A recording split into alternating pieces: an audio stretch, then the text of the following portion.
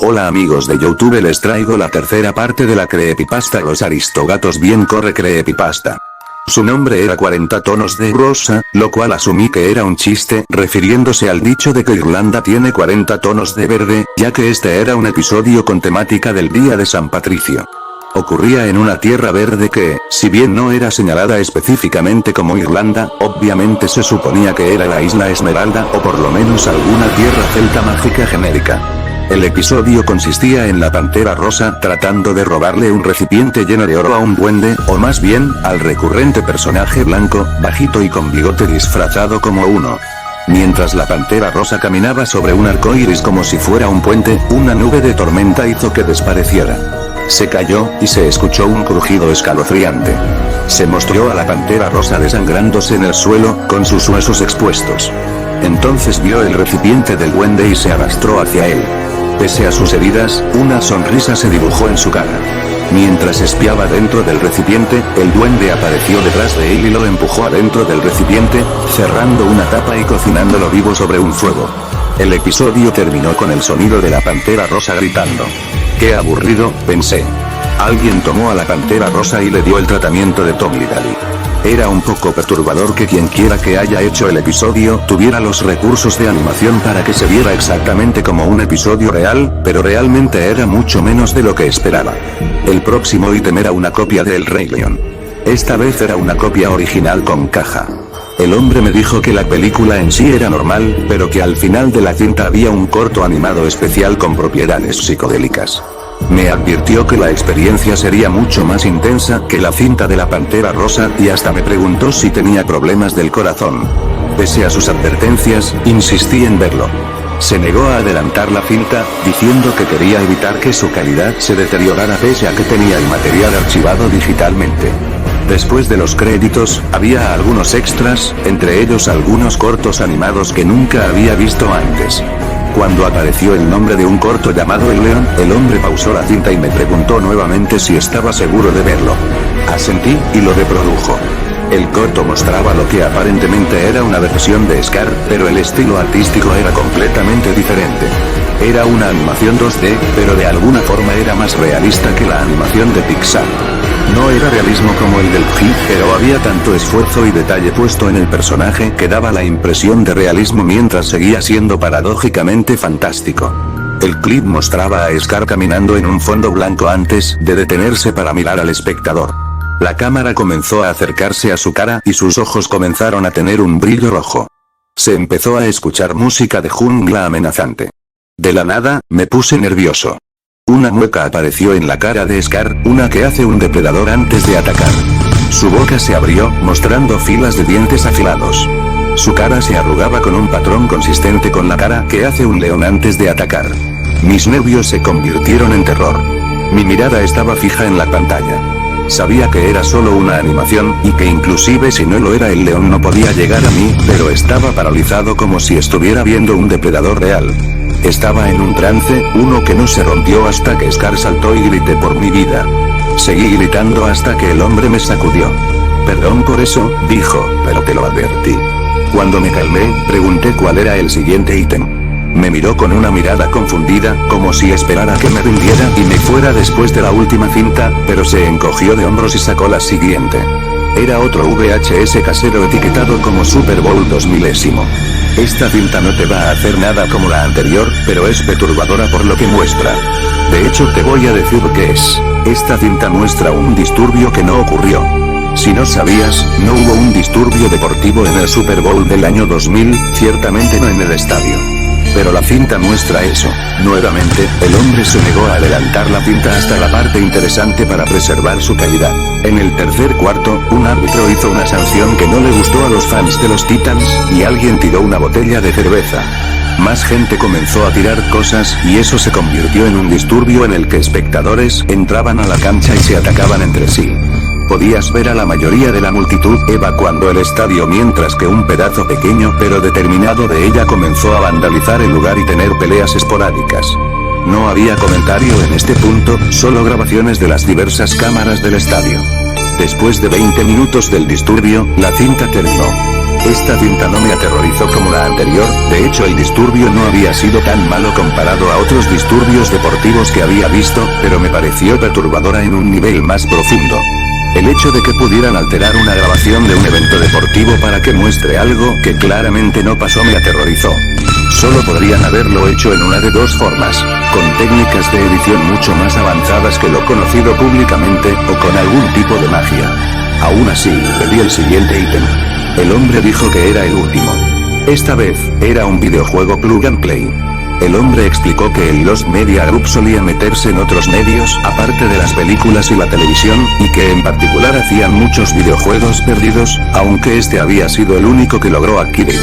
El juego estaba etiquetado como Pokémon Negro Carbón. Recordé escuchar que Nintendo planeó hacer un juego plug and play de Pokémon que fue cancelado, pero no recordaba si ese era el título. La cosa era negra, y tenía una imagen blanca de Pikachu con una mirada amenazante. No voy a dejar que juegues esto. Yo mismo no lo voy a volver a jugar jamás. Esta cosa es peligrosa. Puedes examinar el hardware.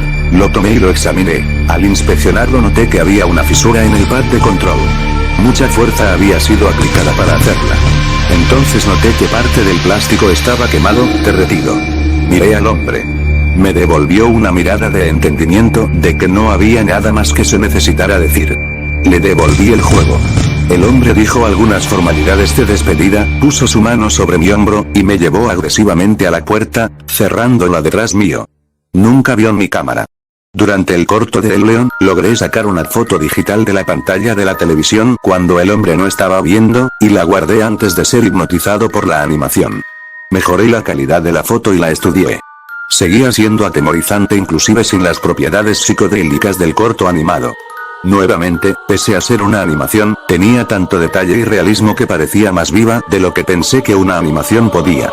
Parte 6. Investigué sobre estilos artísticos y de animación, y aprendí que esta técnica era conocida como hiperrealismo, un estilo utilizado para dar mucho detalle y realismo usando métodos artísticos tradicionales. Algunas piezas de este género eran casi indistinguibles de fotografías reales.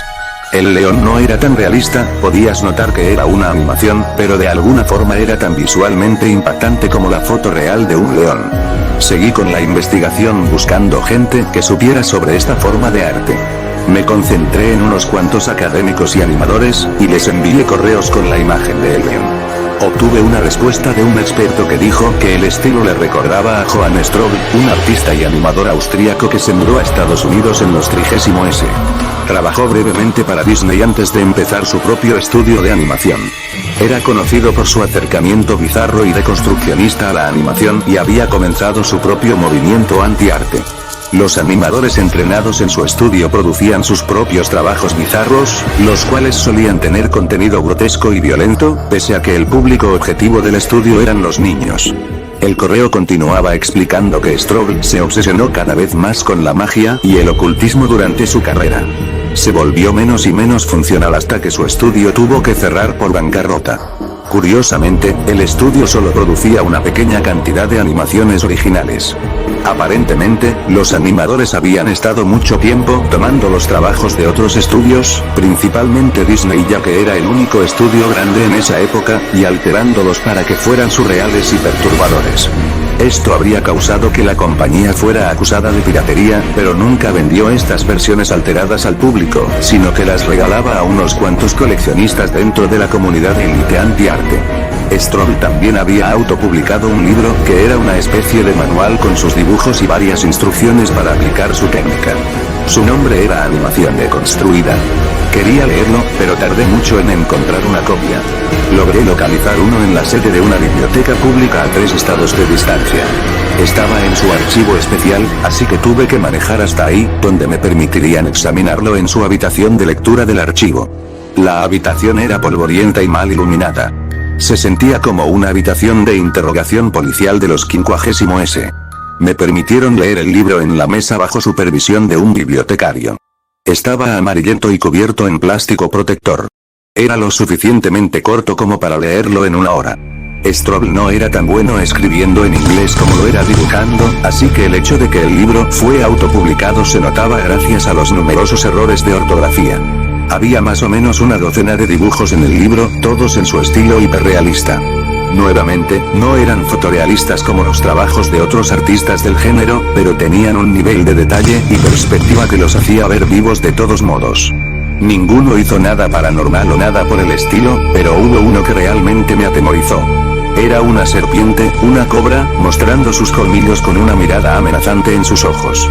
¿Vieron cómo hay cuadros de gente con los ojos pintados de tal forma que da la impresión de que te siguen cuando lo ves de distintos ángulos? Bueno, este dibujo no hacía eso, pero hacía algo similar que hacía parecer que los ojos de la serpiente se salían de la página. Sentí como si la serpiente fuera a saltar y hundir sus colmillos en mi brazo. No tuve una experiencia como la de la animación en León, pero aún así fue surreal y enervante. Además de las secciones sobre técnicas artísticas, Strobe incluyó de manera azarosa a través del libro una serie de críticas sobre el estado de la animación. Un blanco frecuente de sus críticas era Walt Disney, al cual describía como un bufón amateur que estaba impidiendo que el medio de la animación llegara a su verdadero potencial. El autor continuaba enfatizando la necesidad de ser desafiante en la animación y estar dispuesto a empujar tabúes sociales. Le devolví el volumen al bibliotecario. No había descubierto nada que pudiera ayudarme en mi búsqueda de la versión perdida de los Aristogatos, pero por lo menos había aprendido más sobre la filosofía del hombre que quizá haya estado tras todo esto. Mi siguiente paso era visitar el estudio de Strobe, lo cual significaba otro viaje a través del país. Me pregunté cuánto dinero habría gastado en gasolina para el final de mi búsqueda.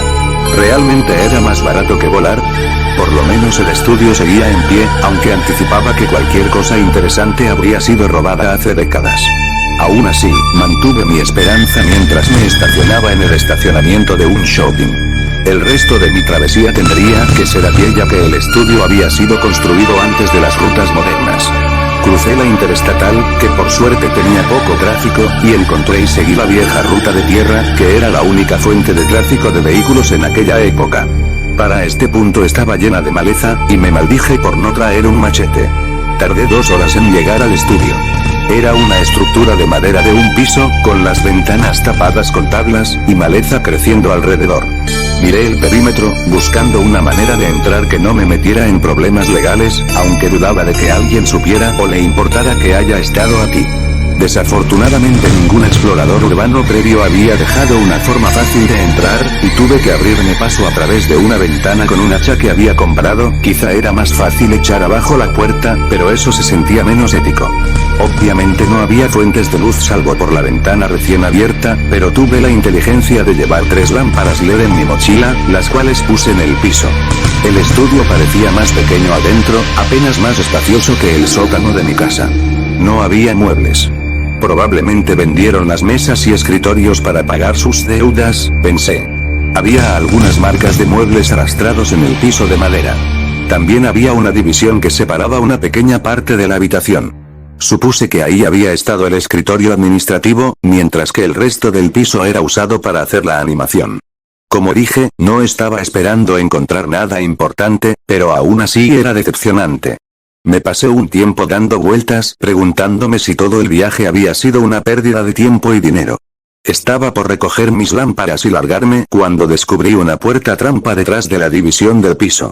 Había movido una lámpara encima de la división del piso, lo cual me permitió ver los bordes de la puerta trampa con claridad. Emocionado, la abrí. Lamentablemente, la puerta no tenía ningún mecanismo para mantenerse abierta, y era demasiado pesada para que yo la sostuviera. Tuve que salir por la ventana varias veces para juntar piedras para mantenerla abierta. Pero el contenido del compartimiento valió la pena. El compartimiento tenía más o menos 1 metro de profundidad, y tenía lo que parecían ser diagramas de dispositivos de animación, junto con varias partes, tornillos, lentes y demás en el fondo. Los estudié con fascinación, pero no pude entender nada. Traté de unir algunas partes sin éxito. Decidí no llevarme esos objetos conmigo. Pensé que entrar al estudio ilegalmente valió la pena porque serviría para revelar lo que sea que causó mi trauma infantil, pero estos objetos no servirían para eso y por lo tanto llevármelos iba más allá de esa justificación. Sin embargo, fotografié cada uno por si acaso. ¿Quieren saber qué pasó después? Bueno amigos, esta es la tercera parte de los Aristogatos. Si quieren ver la cuarta parte, la última parte de esta historia de los Aristogatos este diciembre, subiré la cuarta parte. Dale me gusta, suscríbete, soy Smurfing Loquendo, me despido.